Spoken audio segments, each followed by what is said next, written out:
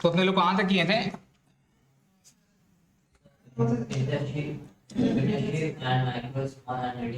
ये क्रिएटिविटी हो गया था ना? इसमें क्या प्रॉब्लम है?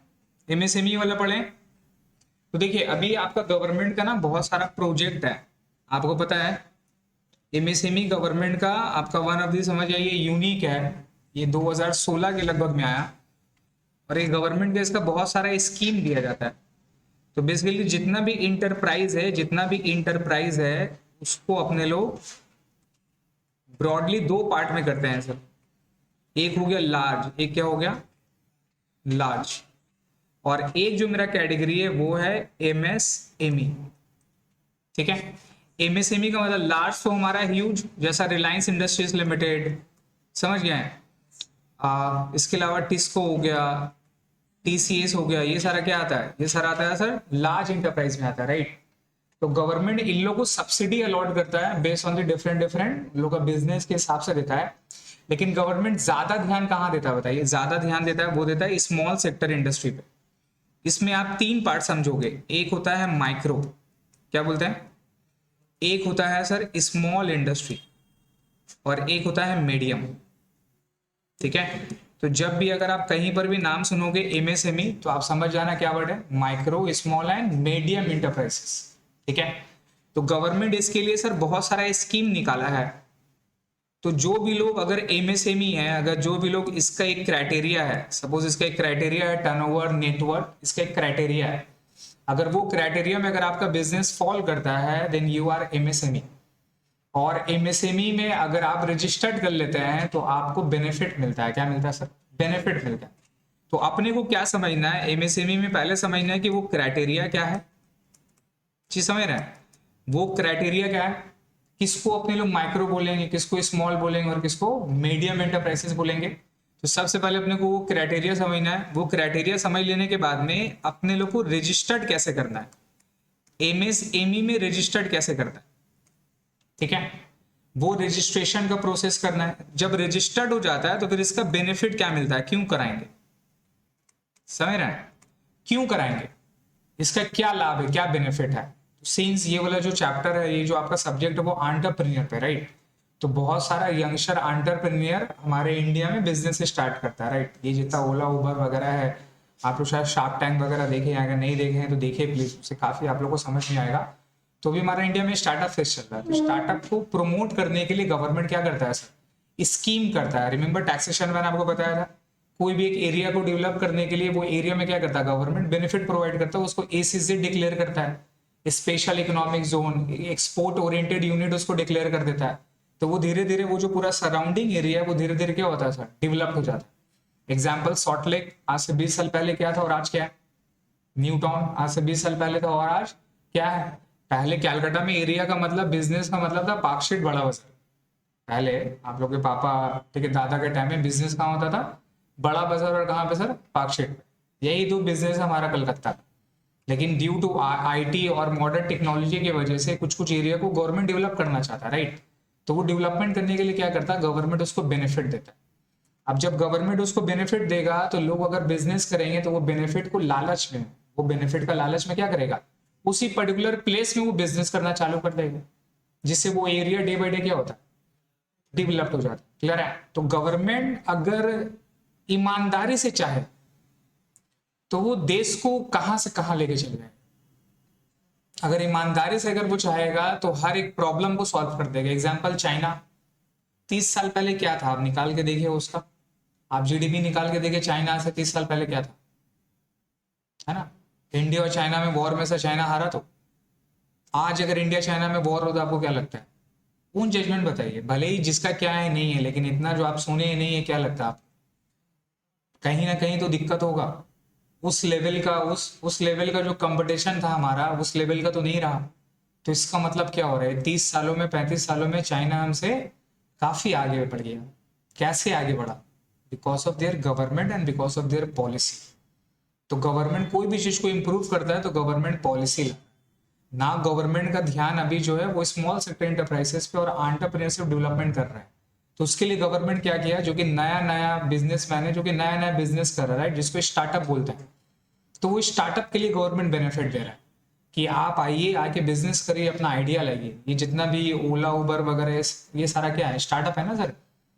आज स्टार्टअप है तभी तो इतना आगे बढ़ गया। आपका स्विगी जोमेटो क्या है, स्टार्टअप है। अब आज का डेट में बताइए, स्विगी जोमेटो इस तरह से स्टार्टअप निकला है तो कितना लोग को एम्प्लॉयमेंट मिला है, अच्छा खासा, अच्छा खासा लोग को मिला है। तो गवर्नमेंट किस लिए जनरेट करती है, बिकॉज ऑफ एम्प्लॉयमेंट क्रिएशन। यही इसका बेसिक मोटिव रहता है। क्लियर है। तो एमएसएमई में अपने लोग स्टार्ट करते हैं सर। पढ़िए एमएसएमई का मतलब क्या है। तो एमएसएमई का मीनिंग क्या हो रहा है sir, micro small and medium enterprises. इसको क्लासिफिकेशन किया है सर इज इंडियन बिजनेस और ट्रेड सेक्टर।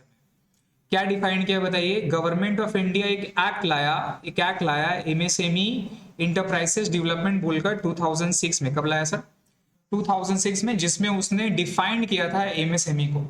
ठीक है। अब इसका क्राइटेरिया क्या है, ये वाला क्राइटेरिया ऑब्वियसली थोड़ा आउटडेटेड है। अपने लोग लेटेस्ट वाला अपने लोग यहाँ पे चेक करते हैं कि लेटेस्ट अभी हमारा मार्केट में स्लैब चेंज कर दिए लोग। MSME criteria 2021।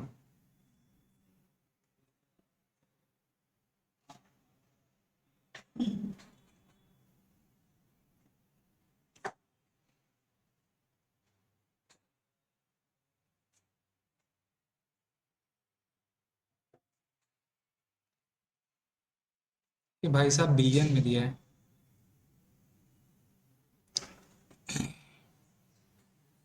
देखिए ये वाला साइट है, ये साइट से अपने लोग एमएसएमई को रजिस्टर करते हैं।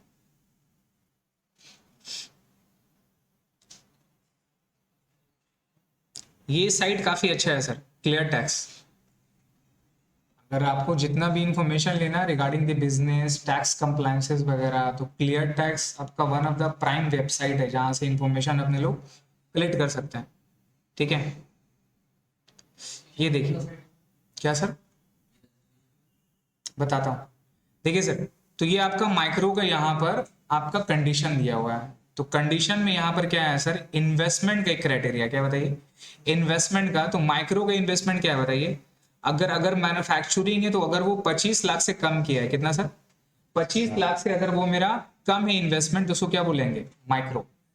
और 25 से 5 करोड़, 25 से 5 करोड़, तो उसको क्या बोलेंगे, स्मॉल। ठीक है। ये कहीं पर कॉपी वगैरह, कहीं पर नोट्स वगैरह में लिख लीजिए, इसको कहीं पर लिखिए सर।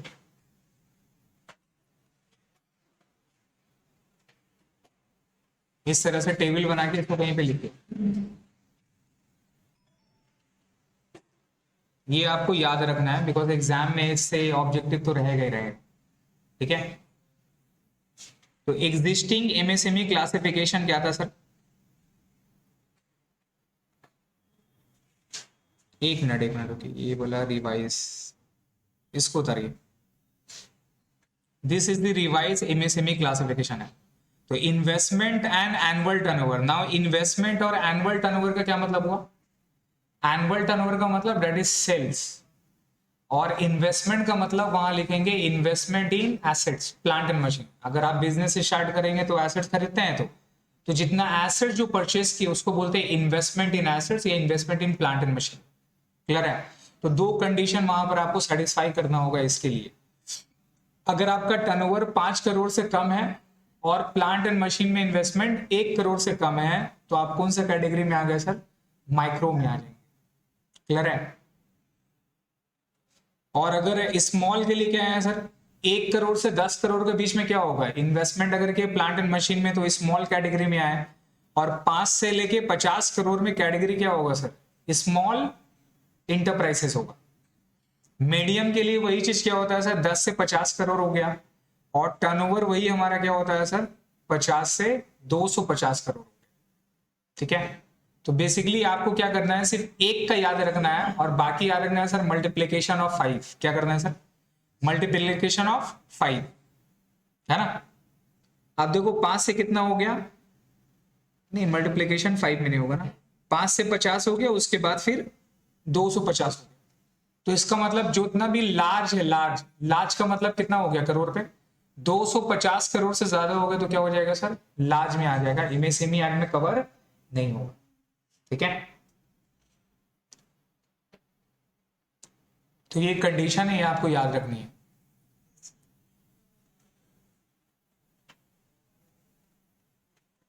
ठीक है, तो सर हमारा एमएसएमई का मतलब माइक्रो, माइक्रो का कैटेगरी क्या है? अगर आपका टर्नओवर 5 करोड़ से कम का है, आप अपना टर्नओवर 5 करोड़ से कम का कर रहे हैं, तो आप कौन से कैटेगरी में जाएंगे सर? माइक्रो में। आपका टर्नओवर 5 करोड़ से ज्यादा हो गया लेकिन 50 करोड़ से कम है, तो क्या होगा? स्मॉल। अभी भी मीडियम नहीं है। आप सब भाई टर्नओवर मेरा 50 करोड़ 50 करोड़, आप चिल्ला रहे हैं, भाई साहब आप स्मॉल है, कुछ नहीं है, समझ गए? और वही टर्नओवर अगर आपका 250 करोड़ से कम हो जाएगा, 250 करोड़ से नीचे, 50 करोड़ से ज्यादा 250 से नीचे, तो क्या होगा? वो मीडियम एंटरप्राइज। ठीक है, सेम इसी का इन्वेस्टमेंट के ऊपर भी ये डिपेंड है। अगर मान लीजिए कि दोनों में से एक भी कंडीशन सेटिस्फाई नहीं किया, या मान लीजिए कि एक जन का टर्नओवर जो है वो आपका 6 करोड़ हो गया, इन्वेस्टमेंट जो है, investment in plant and machine वो लेस देन 1 करोड़, ऐसा कोई कंडीशन है, तो क्या होगा सर? कोई भी एक कंडीशन से अगर वो अपर हो गया तो दूसरा में चल जाएगा। सपोज अगर किसी का इन्वेस्टमेंट 1 करोड़ से कम है लेकिन उसका टर्नओवर 6 करोड़ हो गया, तब भी उसको क्या बोलेंगे? स्मॉल बोलेंगे, वो मेरा माइक्रो में नहीं है। ठीक है, तो ये दोनों कंडीशन है सेटिस्फाई करने से आपका ये क्लासिफिकेशन ऑफ बिजनेस है। क्या बताइए? बिजनेस है। क्लियर है? नाउ ये अपने लोग क्राइटेरिया कर लिए, तो जब भी आप बिजनेस स्टार्ट करेंगे, आपका टर्नओवर का मतलब क्या होगा? सेल्स। और आपका टर्नओवर कैसे डिफाइंड होता है? टर्नओवर में वहां पर लिखेंगे turnover as per GST. Remember, ये जितना भी एक्ट है ना, ये जितना भी एक्ट है, सब एक दूसरे से कॉम्प्लीमेंट्री है, सब एक दूसरे से मिला हुआ है। तो अगर किसी भी कंपनी का टर्नओवर आपको एक्चुअल पता करना है, तो एक्चुअल टर्नओवर कहां से पता चलेगा? जीएसटी से। आपको पता होना चाहिए जीएसटी का जो लिमिट है, वो लिमिट कितना है? 40 लाख है। किसका? गुड्स का। अगर आप गुड्स में अगर आप ट्रेड करते हैं, बिजनेस करते हैं, अगर 40 लाख से ज्यादा का टर्नओवर हो गया तो आपको जीएसटी मैंडेटरी लेना है। सर्विस के केस में 20 लाख है। और यहाँ पर बात कितना हो रहा है सर? करोड़ रुपए का। तो ऑब्वियसली जब आपका अगर टर्नओवर करोड़ रुपए से ज्यादा हो रहा है तो ऑब्वियसली आपका ऊपर में तो जीएसटी लगा होगा। और जीएसटी किसका? बेसिकली सेल और परचेस का। तो सेल का जो एक्चुअल डेटा वो आपको कहां से पता चलेगा? जीएसटी से पता चलेगा। तो एज पर जीएसटी अगर टर्नओवर 5 करोड़ से कम है तो आप कहां पर फॉल करेंगे? माइक्रो। तो जब आप रजिस्ट्रेशन करेंगे ना, रजिस्ट्रेशन वहां पर टर्नओवर का ऑप्शन आएगा। जब आप टर्नओवर में क्लिक करेंगे और वहां पर अगर आप 5 करोड़ से नीचे सेलेक्ट करेंगे, तो जब आपको एमएसएमई सर्टिफिकेट मिलेगा, वो सर्टिफिकेट में क्या लिखा रहेगा? माइक्रो लिखा रहेगा। क्लियर है? इसमें आप चेंज नहीं कर सकते। रजिस्ट्रेशन कैसे कर सकते हैं सर? रजिस्ट्रेशन काफी इजी है। रजिस्ट्रेशन के लिए एक चीज याद रखिएगा, आपका जो आधार है ना, वो आधार आपका वेरीफाई होना चाहिए। अब इसमें ना बहुत सारा फेक भी है। गवर्नमेंट का वेबसाइट में .gov लिखा रहेगा।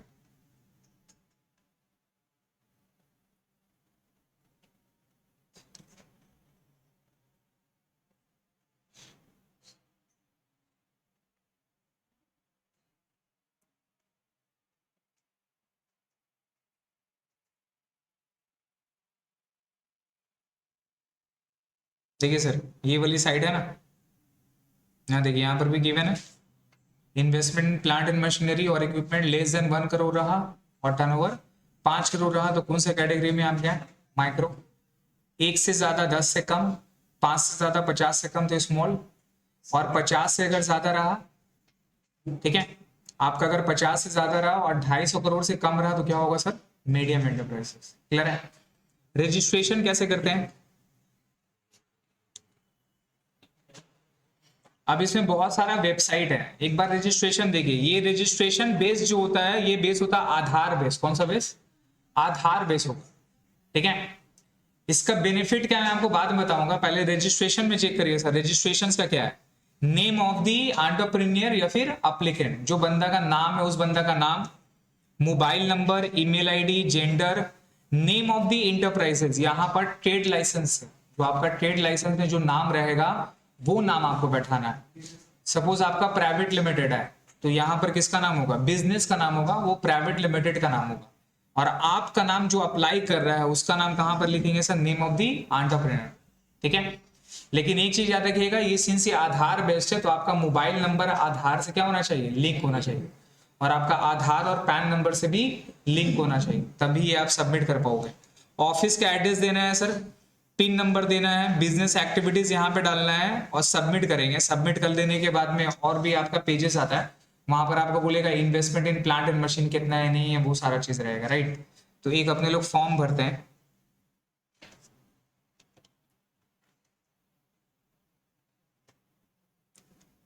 मुझे अपना भी भरना है। अच्छा, ये किसके लिए भर सकता है एमएसएमई? मैन्युफैक्चरिंग और सर्विस। ट्रेडर लोग के लिए अप्लाई नहीं है। एमएसएमई ट्रेडर को कवर करता है, लेकिन अभी तक का पोर्टल में ट्रेडर का ऑप्शन नहीं दिया, ये समझे? तो एमएसएमई में वही लोग रजिस्टर कर सकता है जो इधर मैन्युफैक्चरिंग सेक्टर पे या इधर वो सर्विस सेक्टर से बिलोंग करते हैं, तभी वो लोग क्रिएट करेंगे।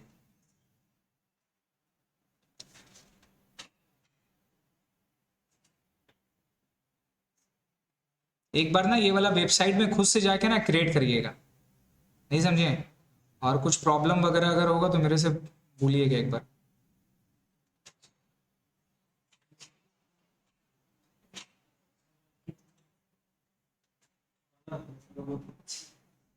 अबे इसमें अदर लिखा हुआ नहीं है रे। अदर भी आता है भाई? क्या डिस्क्रिमिनेशन का क्या बात है भाई? हाँ तो है, तो ऑप्शन तो देना चाहिए ना भाई, जो भी नाम है। अब देखिए यहाँ पर सिलेक्शन करना आपको, क्या है नहीं है, तुम्हारा प्रोपराइटरशिप फर्म है, ऑफिस का एड्रेस कुछ भी डाल दो, डिस्ट्रिक्ट क्या है भाई साहब, कोलकाता, पिन क्या है सर 7,16,, स्टेट क्या है sir West Bengal, business activities में देखिए आया ना, कितना है बताइए यहाँ पे, मैन्युफैक्चर या तो फिर सर्विस प्रोवाइडर है, ट्रेडर यहाँ है क्या? नहीं, तो अपने लोग सर्विस प्रोवाइडर में क्लिक किए, एग्री टू टर्म, सबमिट। ठीक है, अब यहाँ पर सिंस ये वाला फेक वाला वेबसाइट है, इसलिए यहाँ पे पेमेंट दिखा रहा है। एमएसएमई के लिए कुछ पेमेंट नहीं होता है, ठीक है? ये बोला ना ये फेक वेबसाइट है, इसलिए यहाँ पर पेमेंट दिखा रहा है। नहीं, यहाँ पर एक्चुअल में आधार उद्योग रहता है, एक बार वेबसाइट में देखता हूँ। नहीं, वो इन लोग क्या करता है ना कि सर आपसे पैसा लेके ना गवर्नमेंट के साइट में अप्लाई करता है, नहीं समझे? ऐसा नहीं है कि ये आपका पैसा को चोरी कर लेगा, इन लोग बेसिकली आपका सर्विस मेकर है, और नाम ऐसा रखा है ना एमएसएमई, तो कुछ कर नहीं सकते हैं।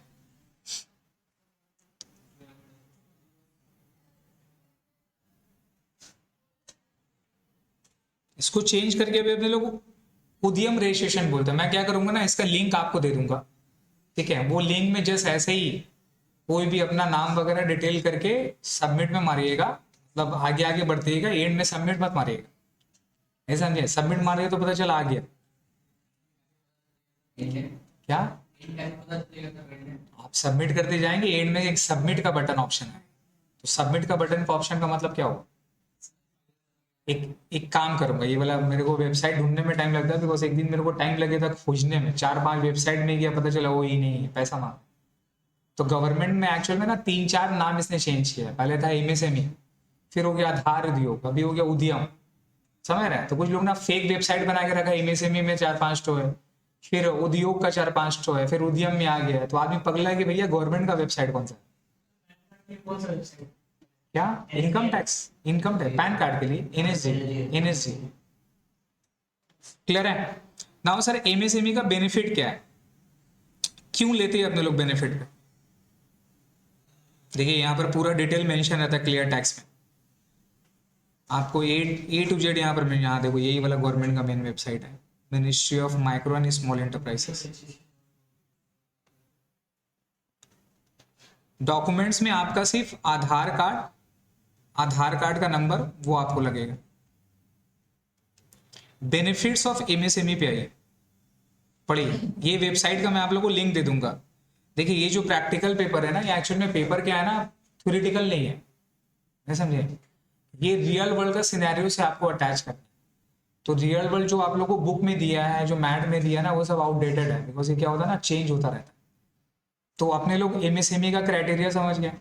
एमएसएमई का रजिस्ट्रेशन कहाँ पर होगा, वो मैं आपको वेबसाइट का लिंक दे दूंगा, आप उसको जाके एक बार चेक कर लेना कि whether you are able to filled it और नॉट। अगर फिल्ड करें then it is fine, fill नहीं करें तो जो जो पॉइंट ऑफ प्रॉब्लम रहेगा वी विल डिस्कस, या फिर ग्रुप में मैसेज कर दिएगा, स्क्रीनशॉट लेके बता देंगे। बेनिफिट क्या है पढ़िए, ड्यू टू एमएसएमई रजिस्ट्रेशन, दिख रहा है, क्लियर दिख रहा है? Due to MSME registration the bank loan becomes cheaper as the interest rate is very low around 1 to 1.5%, much lower than on regular loans. मतलब अगर 1% इंटरेस्ट देगा नहीं भाई साहब, उतना कम मिलेगा. अगर आपका रेट ऑफ इंटरेस्ट बैंक का 12% है सपोज, तो 1.5% कम करके आपको 10%, 10.5% रेट ऑफ इंटरेस्ट होता है. तो यहाँ एक बेनिफिट है एमएसएमई के ऊपर में. दूसरा क्या बोला, it is allowed to credit for minimum alternate tax MAT to be carried forward for up to 15 year institute of 10 year. ये मैट क्या है ना, ये अपने लोग इनकम टैक्स में पढ़ेंगे. गवर्नमेंट को तो आप टैक्स देते हैं, लेकिन किसी का टैक्स का पैसा अगर कम आ गया ना, तो उसको 18.5% मैट देना पड़ता है. मतलब गवर्नमेंट बिजनेसमैन से मिनिमम 18.5% टैक्स कलेक्ट करता ही करता है. चाहे आपका अगर अमाउंट ऑफ टैक्स कम भी आ गया ना, तब भी आपको 18.5% देना है.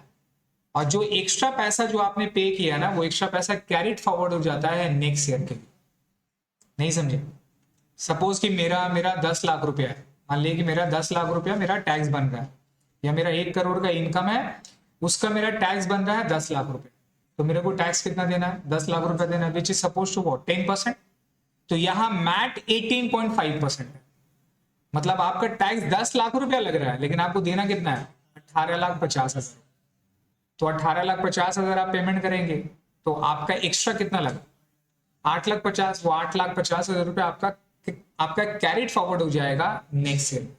नेक्स्ट ईयर में सपोज इनकम आपका ज्यादा आ गया, तो 8.5 लाख आपने ऑलरेडी दे दिया, तो क्या हो जाएगा? एडजस्ट हो जाएगा मैट से. तो वो जो कैरिड फॉरवर्ड अमाउंट है वो मैक्सिमम 10 ईयर्स तक हो सकता है. कितना साल तक? लेकिन अगर एमएसएमई लिए तो कितना साल हो जाएगा? 15 साल. इन शॉर्ट में जो लामू इससे कोई फर्क नहीं पड़ता. आगे बढ़ो. One registered the cost of getting a patent done.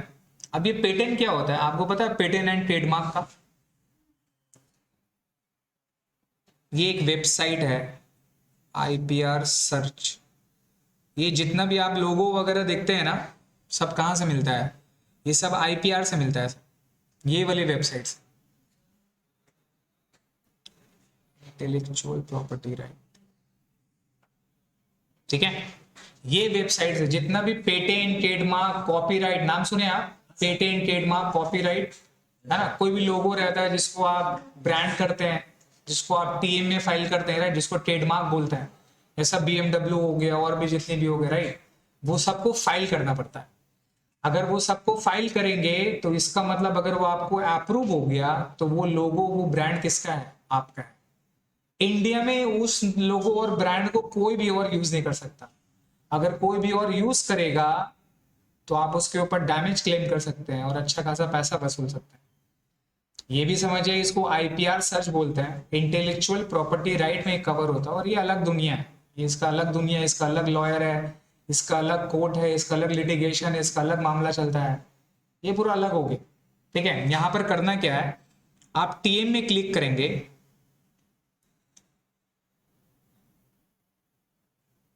ये टीएम में जाके आप देखोगे ना, यहां पर एक सर्च करके एक ऑप्शन होगा,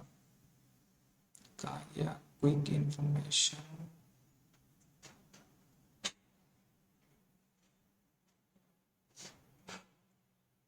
ये देखिए, ये मेरा पब्लिक सर्च है, राइट. ये मेरा पब्लिक सर्च है. ये पब्लिक सर्च में आप क्लिक करोगे तो यहां पर एक साइट ओपन हो जाएगा. अब यू नेम इट. आप किसी भी ब्रांड को अगर आप सर्च करना चाहते हैं तो वो ब्रांड यहां पर आ जाएगा. ठीक है, कोई भी ब्रांड अगर आपको लेना है, आपको अगर चेक करना है कि भैया मेरे को एक ब्रांड बनाना है, मेरे को एक प्रोडक्ट का एक ब्रांड बनाना है, तो आप किस साइट में जाके चेक करोगे? इस साइट में जाके चेक करोगे, IPRindia.gov.in में जाके. यहाँ पर जाके चेक बेसिकली क्या करोगे, जो भी आपको नाम देना है वो नाम आपको यहाँ पर डालना है, राइट. और यहाँ पर एक क्लास बोल कर है, क्या है सर? एक क्लास है. ये क्लास क्या है ना, ये टीएम क्लास बोलते हैं इसको, ट्रेडमार्क क्लास. ये डिपेंड होता है आपका बिजनेस के ऊपर में, नेचर और बिजनेस के ऊपर में ये क्लास क्या होता है सर? डिफर होता है. ठीक है, ये टीएम क्लास आपका नेचर और बिजनेस कहां से पता चलेगा? तो आप अगर वेबसाइट में किसी में भी आप अगर सर्च करोगे इस तरह से करके टीएम क्लास पीडीएफ करके अगर आप सर्च करोगे तो यहां पर आपको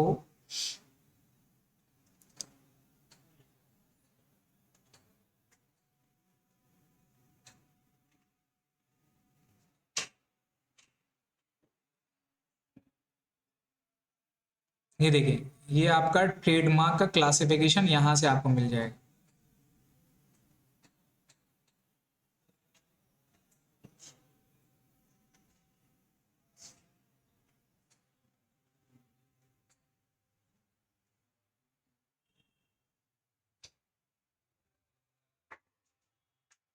देख रहे हैं, ये देखिए,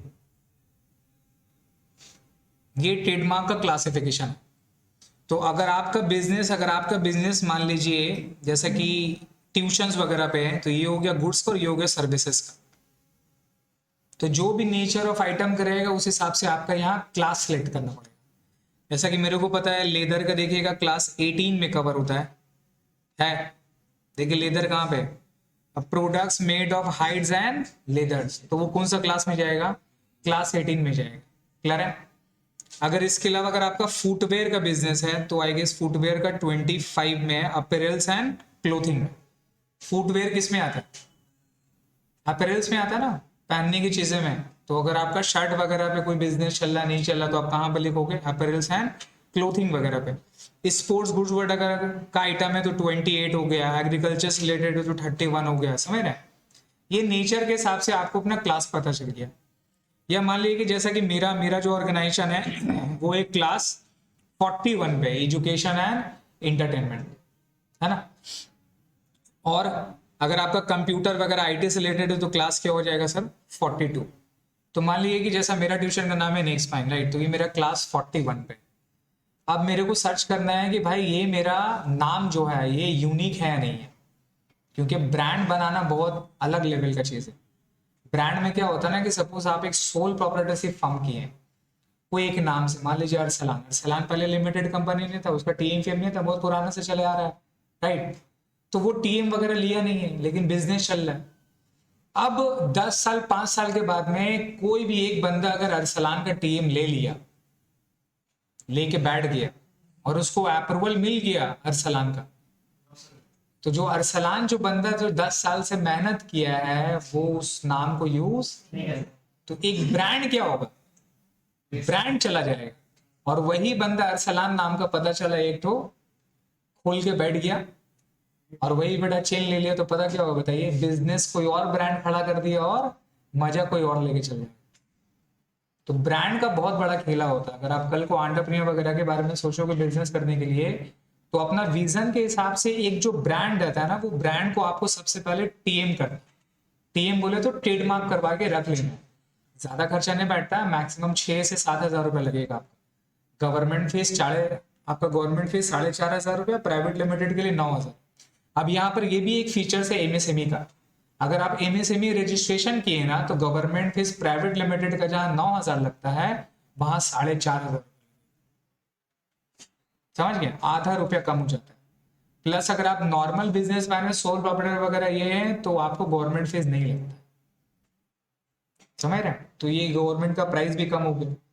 अब यहाँ पर मान लीजिए सर सर्च कैसे करेंगे अपने लोग, कैसे करके मान लीजिए सर्च कर सकते हैं। कोई भी एक क्लाइंट वगैरह का आता है, बोले कि भाई मेरे को टीएम लेना है, तो सबसे पहले आप उसका नेम सर्च करते हैं। क्या करते हैं, नाम सर्च अवेलेबल है नहीं है, ये नाम सर्च का अपने लोग करने का सिर्फ 1,000 रुपए लेते हैं।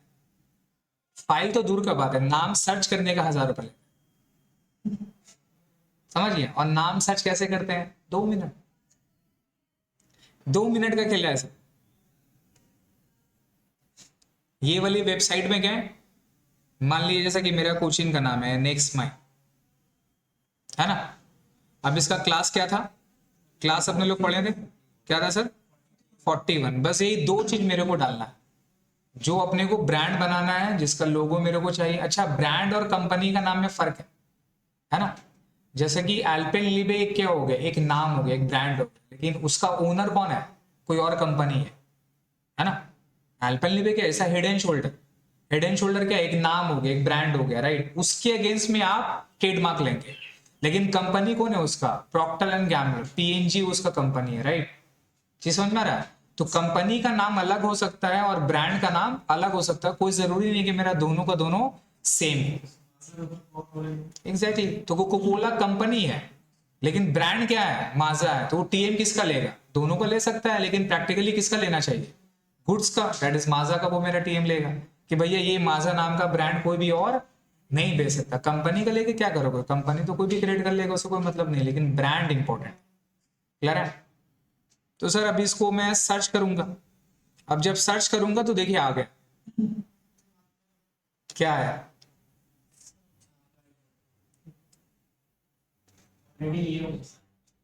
समझ में आया? तो ये मेरा ऑलरेडी क्या है सर, ऑलरेडी रजिस्टर्ड है, ये टीएम कोई और यूज नहीं कर सकता।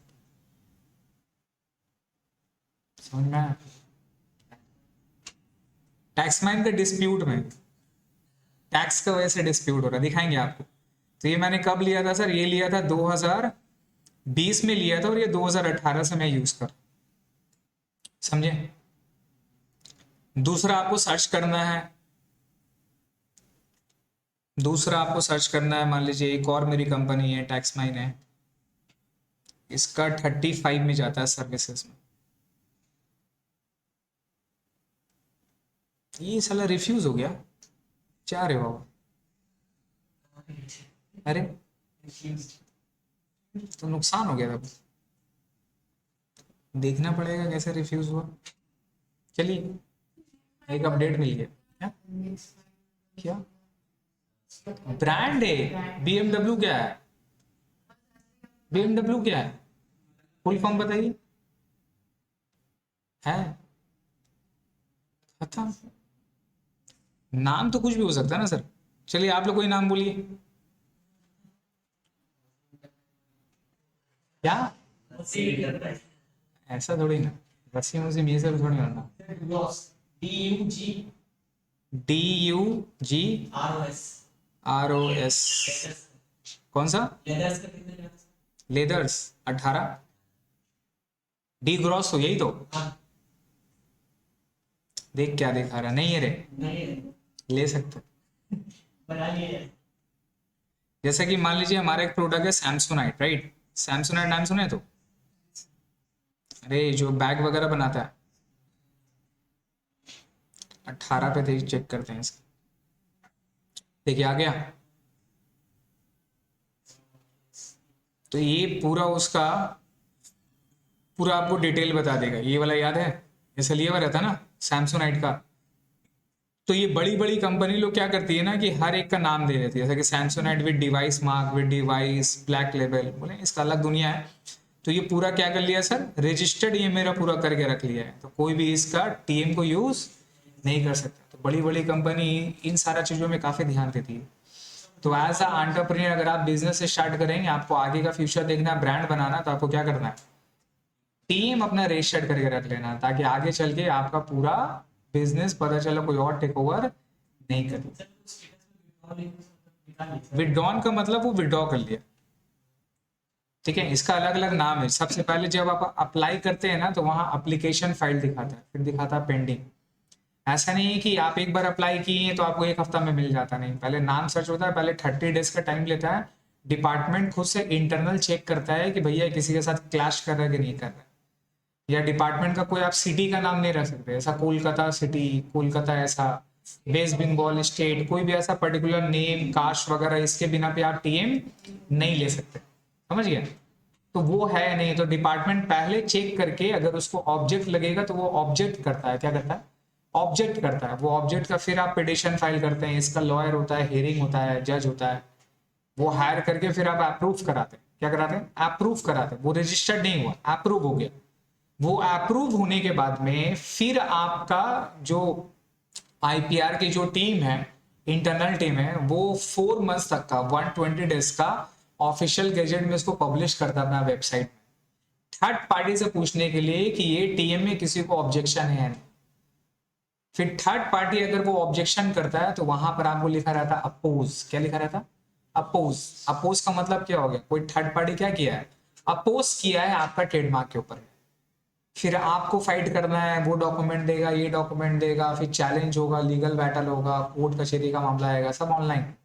आप नहीं जाते, आपका एक रिप्रेजेंटेटिव है, लॉयर की तरह का हो गया, आपका आपका एक रिप्रेजेंटेटिव है, उसको बना दिए, डॉक्यूमेंट दे दिए, वो हैंडल करे।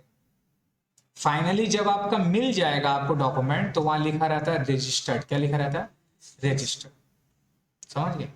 रजिस्टर्ड लिखा हुआ रहा तो इसका मतलब भाई साहब आपका हो गया। फिर फाइनली आता है एडवर्टाइज एंड रजिस्टर, मतलब वो सब जगह एडवर्टाइज हो गया, अब आप उसको यूज कर सकते हैं। वो टीएम आपके लिए रहेगा 10 साल के लिए। कितना साल के लिए? ये 10 साल तक रहता है, 10 साल के बाद से फिर से आपको रिन्यू कराना पड़ेगा। समझ गए?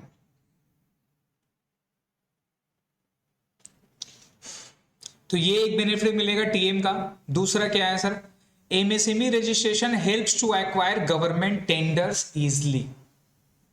गवर्नमेंट का अगर आपको टेंडर चाहिए, आपका बिजनेस ऐसा रहेगा तो एमएसएमई अगर आप रजिस्ट्रेशन करते हैं तो गवर्नमेंट का टेंडर मिलने में आसानी होता है। यहाँ एक इजली जो वर्ड लिखा है उस पर मत जाइएगा भावनाओं पे। गवर्नमेंट का टेंडर इजली नहीं मिलता है, कुछ बातें जो वीडियो में नहीं बता सकते। समझ गए? टेंडर का मतलब क्या होता है सर? कुछ भी गवर्नमेंट का प्रोजेक्ट होता है ना, ऐसा गवर्नमेंट को कुछ सड़क बनाना है, गवर्नमेंट को कोई हेल्थ स्कीम निकालना है। अब जैसे मान ले कि दीदी को भी आपका स्वतः साहित्य का एक कार्ड बनाना था, तो इतना सारा जो ऑफिशियल आया, जो हर एक आपका बोरो ऑफिस में, हर एक केएमसी का ऑफिस में जो आके अपना आप लोग का कार्ड बना रहा है, वो दीदी का आदमी लोग है। सॉरी, दीदी का आदमी बोलिए, मतलब वो दीदी का लोग है क्या? ये सो जाएगा साला, कुछ सुन लेगा, गलती से बोल दिया बाबा, मतलब कुछ और था। मतलब जो भी अगर दीदी का जो भी लोग रहे, जो भी मतलब उसके अंडर में जो भी बंदा है, क्या बोलते हो उसको रे, वर्ड बोलना रे बाबा, जल्दी बोल। जो भी उसके अंदर में कार्य करता, ओह माय गॉड, जो भी कार्य करता है वो लोग काम करता है, राइट? तो एक्चुअल में वो लोग नहीं है, वो सारा थर्ड पार्टी पर्सन है। कौन है वो? थर्ड पार्टी पर्सन है। तो गवर्नमेंट क्या करती है, अगर कोई भी गवर्नमेंट स्कीम रहता है जहां पर उसको काम कराना रहता है, राइट, जहां गवर्नमेंट का मैन पावर कम रहता है, तो वो क्या करता है ना, वो टेंडर इशू करता है वो काम के लिए। और जो भी इस स्पेसिफिक फील्ड में जो लोग बिजनेस करते हैं ना, वो टेंडर के लिए अप्लाई करते हैं। बात समझ रहे हैं आप? जैसे कि मेरे को पता है एक कार्ड में गवर्नमेंट का 15 रुपये आता है। कितना रुपया? 15 रुपये आता है। मतलब एक जन का अगर आप कार्ड बनाएंगे तो गवर्नमेंट आपको 15 रुपये देता है। कितना रुपया? एक क्लाइंट है जो कि काम किया, पता है मेरे। तो उस तरह से अगर मान लीजिए कि पूरा वेस्ट बंगाल में कितना है, 11 लाख है। अब यहाँ पे टेंडर पूरा एरिया का नहीं, आपको इस एरिया का दे दिया, मतलब कैलकाटा का आपको टेंडर मिल गया, तो कैलकाटा का जितना भी बंदा है उसका स्वतः सहायता कार्ड बनाने का जिम्मेदारी किसका है? आपका है। अब यहाँ पर मान लीजिए 4 करोड़ का बा दिया, तो 4 करोड़ का 15 रुपये कितना हो गया? 60 करोड़ का गवर्नमेंट टेंडर इशू किया। अब ये गवर्नमेंट जब टेंडर इशू करता है तो उसमें क्या है सर, सबसे जिसका चीप रेट रहेगा, सबसे जो कम रहेगा, वो बंदा को टेंडर मिल जाता है। आप कोई बिडिंग करता है 15 रुपये में हम कर देंगे, कोई बिडिंग किया 13 रुपये में हम करेंगे, कोई बोला कि हम 14 रुपये में करेंगे। समझ रहे हैं?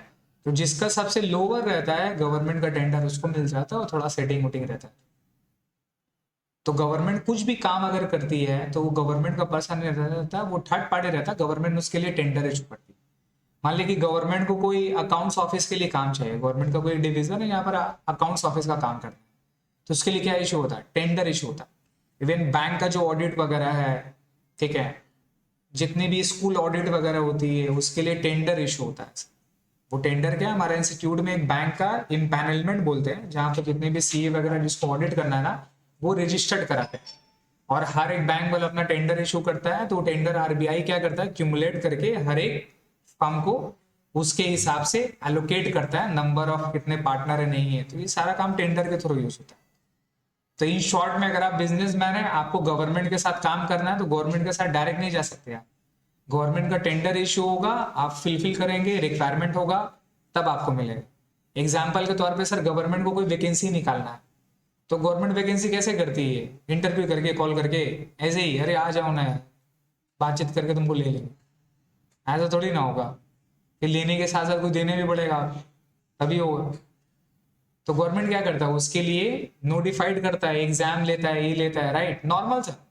4 ही वैकेंसी रहेगा। कितना वैकेंसी? 4 वैकेंसी है, उसके लिए भी क्या कराया था? एग्जाम करा। बहुत सारा देखेंगे ऐसा, हमारा सीए लोग का 2-3 ही वैकेंसी रहता है कुछ कुछ कंपनीज वगैरह में गवर्नमेंट का, उसके लिए पूरा एग्जाम कंडक्ट करता है ऑल ओवर इंडिया लेवल। भाई साहब खर्चा कितना है, और वो खर्चा वसूल कहां से करता है? Application fees. बाप रे बाप, अलग लेवल का स्कैम चल रहा है, अलग लेवल का स्कैम चल रहा है।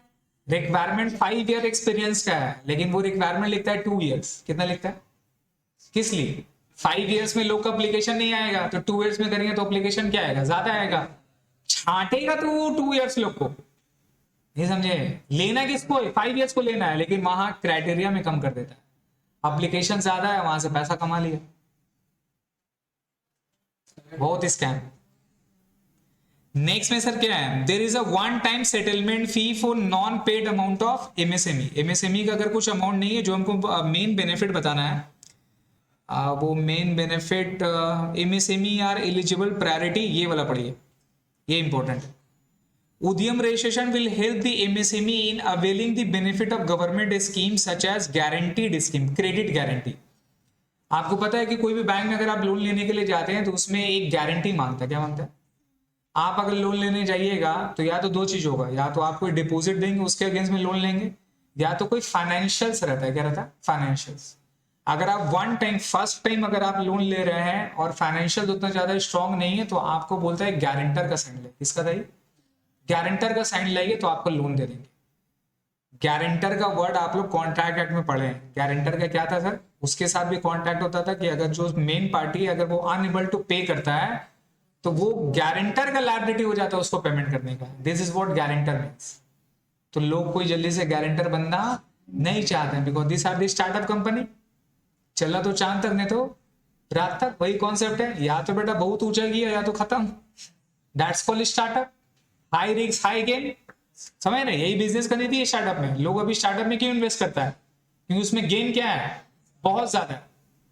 चलिए एग्जाम्पल करते हैं, तो लोग इन्वेस्टमेंट के बारे में बात करते हैं। आपके पास 1 करोड़ रुपया है, आपको पैसा कमाना है 1 करोड़ रुपए से बैठ के, आपको और काम नहीं करना है, ऊपर वाला आपको 1 करोड़ रुपया दे दी, आप क्या करिएगा?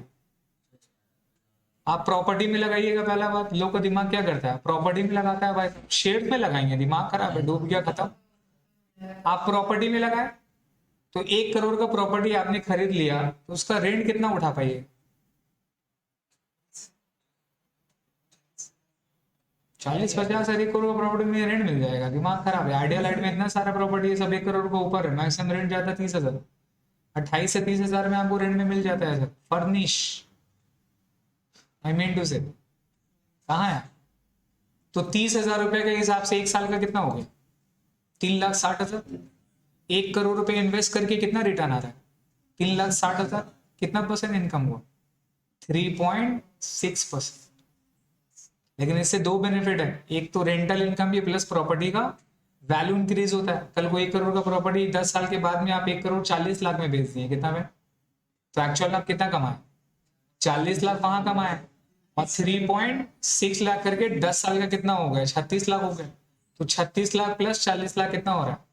72 लाख। 72 लाख 10 साल में कमाया आपने। तो 1 साल का इनकम कितना हो रहा है? 7.2 डिवाइडेड बाई 1 करोड़, कितना परसेंट अभी भी हुआ? 7.2%। नहीं समझे?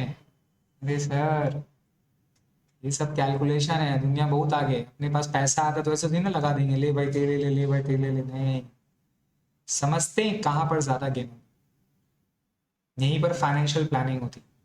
आप शेयर्स में लगाएंगे, शेयर्स में भैया रिस्की है ना, डूब भी सकता है, लेकिन बड़ी बड़ी कंपनी का शेयर्स में लगा दें तो डूबता नहीं है।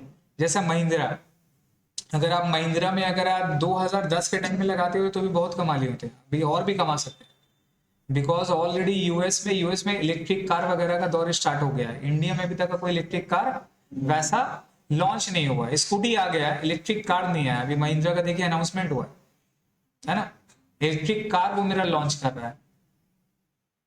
तो आगे चल के इलेक्ट्रिक कार के बाद में क्या आएगा सर? ड्राइवरलेस कार वगैरह आएगा। ये सारा टेक्नोलॉजी ऑब्वियसली अगर ऐसा कोई मार्केट में लेके आया तो उसका प्राइस क्या होगा?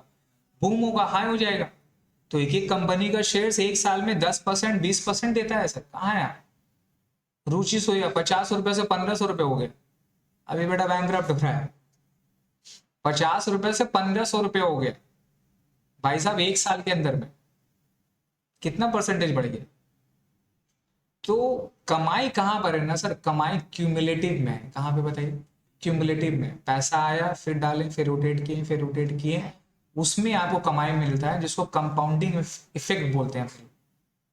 समझ रहे हैं? मेन कमाई, बड़ा आदमी बनना है तो कंपाउंडिंग इफेक्ट को समझ जाइए तो बड़ा आदमी बन जाएंगे। समझ रहे हैं? बिकॉज उसमें पेशेंस चाहिए, उसमें डेडिकेशन चाहिए, तब पॉइंट है। अगर आप 2% कहीं से डेली कमा रहे हैं, या 2% 3% आप महीना का कमा रहे हैं, महंगा का सिर्फ 3% कमाते हैं। जैसे कि जितने भी लोग इंटरडे ट्रेडिंग करता है, शेयर स्टॉक में करता है, जिंदगी बिता देता है, उन लोग को आप 10 लाख रुपए दे देंगे तो 5 साल में उसको 10 करोड़ कर देता हो। ऐसा नहीं कि एकदम हाई, वो लोग कंसिस्टेंट प्रॉफिट चाहता है। कंसिस्टेंट मतलब वो लोग जितना भी काम करता है, कभी प्रॉफिट होता है, कभी लॉस होता है, कभी प्रॉफिट होता है, कभी लॉस होता है, लेकिन महीना को लोग कम से कम 3% कमाता है। महीना का 3% साल का कितना हो गया? 36% हो गया सर। और वो पैसा क्यूमुलेटिव होता रहता है, समझ रहे हैं?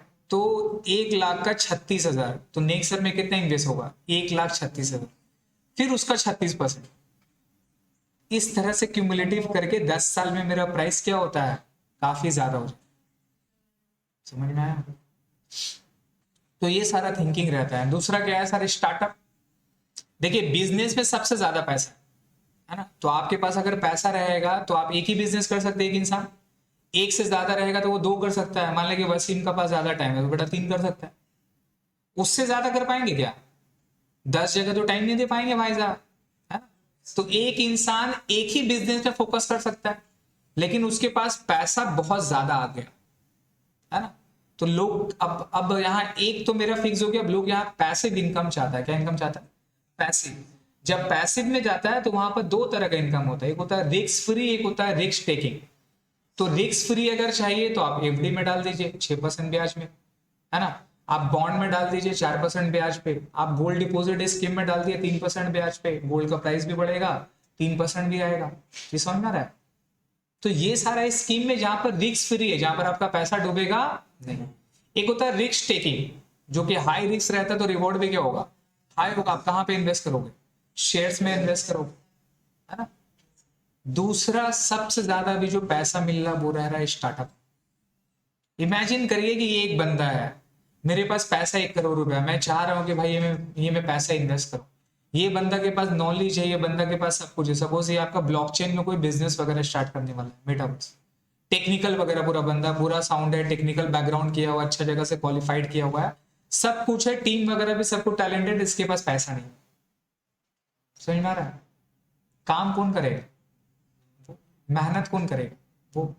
इसके पास पैसा नहीं था, मैं उसको क्या दूंगा? पैसा दूंगा, मैं उसको फाइनेंस कर दूंगा। अब अपने पास टर्म जो हो गया वो टर्म हो गया 30%, 70%। 70% तेरा, 30% मेरा। अगला राजी हो जाएगा।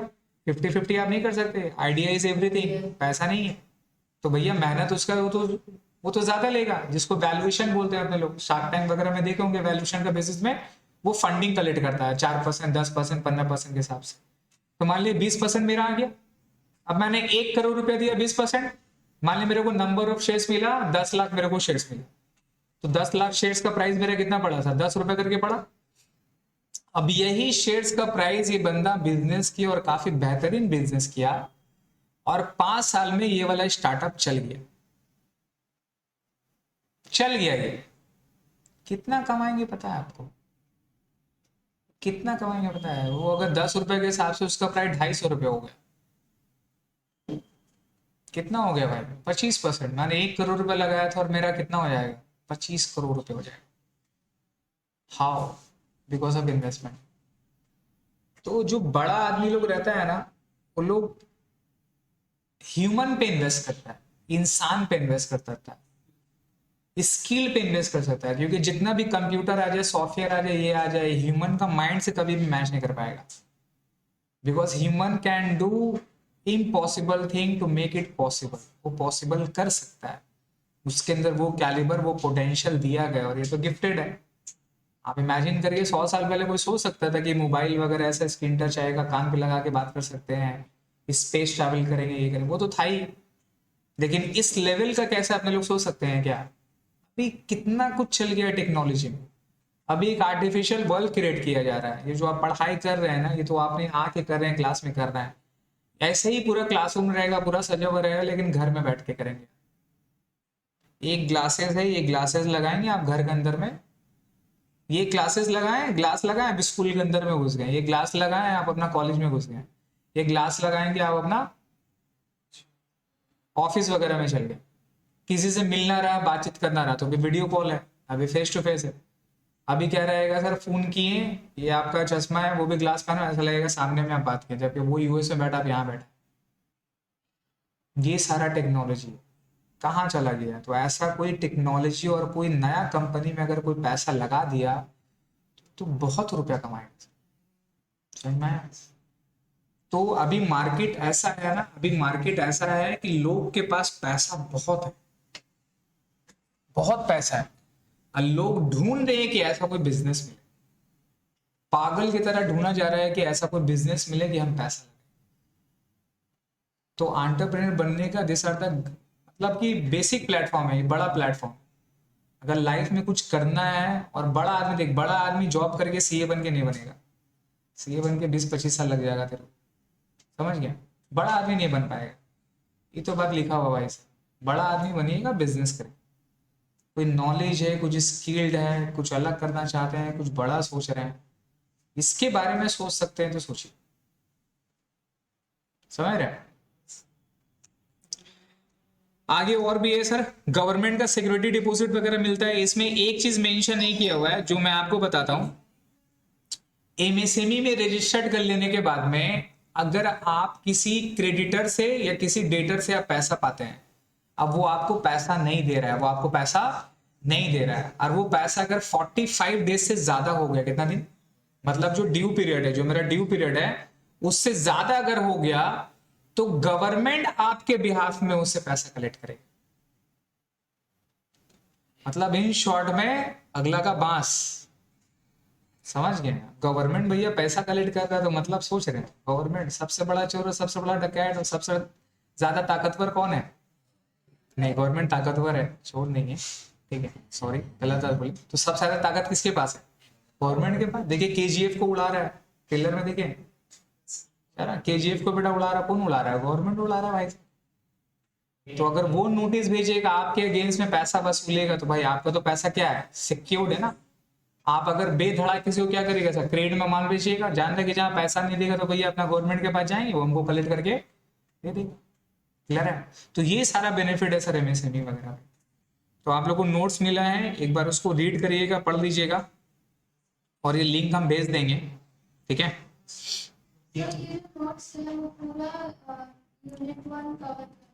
हाँ sir,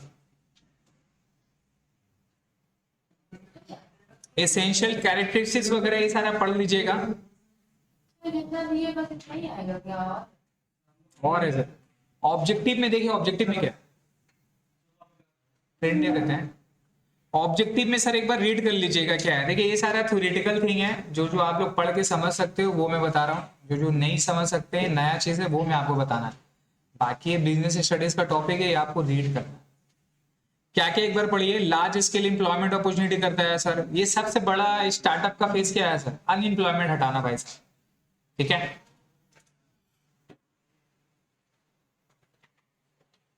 registration of MSME, yes ये लिंक मैंने डाला है। उद्योग आधार चेंज हो गया, अभी उद्यम हो गया है, गवर्नमेंट खाली वेबसाइट ही चेंज कर रहा है। देखिए ये सारा क्या क्या मिलेगा, ये सारा प्रूफ, ये आपका पैकेज यहाँ पर बोला, लेजिस्लेशन का बेनिफिट है, क्रेडिट सपोर्ट मिलेगा, गवर्नमेंट का जो भी प्लान वगैरह है वो प्लान आपको मिलेगा, ठीक है? नेक्स्ट जो हमारा टॉपिक रहेगा वो रहेगा फैमिली बिजनेस। कौन सा बिजनेस? तो आजकल के टाइम में जो हमारा मेन इनकम जो आ रहा है, मेन इनकम वो कहां से, अगर गवर्नमेंट का हम टैक्स पर्पज से अगर हम बात बोले, तो एक तो भाई हो गया लार्ज, एक हो गया लार्ज, और एक क्या है एमएसएमई। तो एमएसएमई इसमें कवर हो गया, और लार्ज जो बेसिकली है ना, ये बेसिकली फैमिली बिजनेस वाले लोग है। किसका बताइए? फैमिली बिजनेस समझ रहे हैं, मतलब अदानी, अंबानी, टाटा, ठीक है, बिरला, आपका सपूर जी, पालन जी, ये सारा जो है ये सारा फैमिली बिजनेस में कवर होता है। तो अपने को नेक्स्ट टॉपिक में ये पढ़ना है कि भैया एंटरप्रेन्योरशिप और फैमिली बिजनेस में क्या फर्क है। फैमिली बिजनेस को अपने लोग एंटरप्रेन्योर नहीं बोलते हैं, वो स्टेबल है, समझ गए, पहुंच चुका है उसको जहां पहुंचना था। अब वो क्या करता था, अब यही लोग ना नया नया बिजनेस में इन्वेस्ट करते हैं। आप अगर देखिएगा रिलायंस इंडस्ट्रीज लिमिटेड आज से 40 साल पहले से पेट्रोकेमिकल इंडस्ट्री में था। आज रिलायंस कहाँ नहीं है भाई साहब, कहाँ नहीं है ना। हम एक माचिस का डब्बा में रिलायंस कंपनी का नाम देखा था, हम पागल हो गए। माचिस का डब्बा में रिलायंस, वोडाफोन, जियो। तो जब पीछे में हम देगा तो भैया कोई और कंपनी है उसका नाम यूज कर रहा है, तो हम भी दिक्कत में आ गए थे। बताओ, रिलायंस को ऐसा टाइम आ गया कि माचिस बेच रहा है।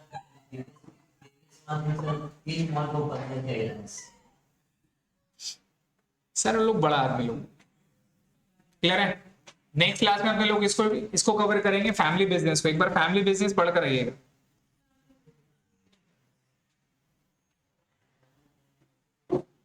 ये फर्स्ट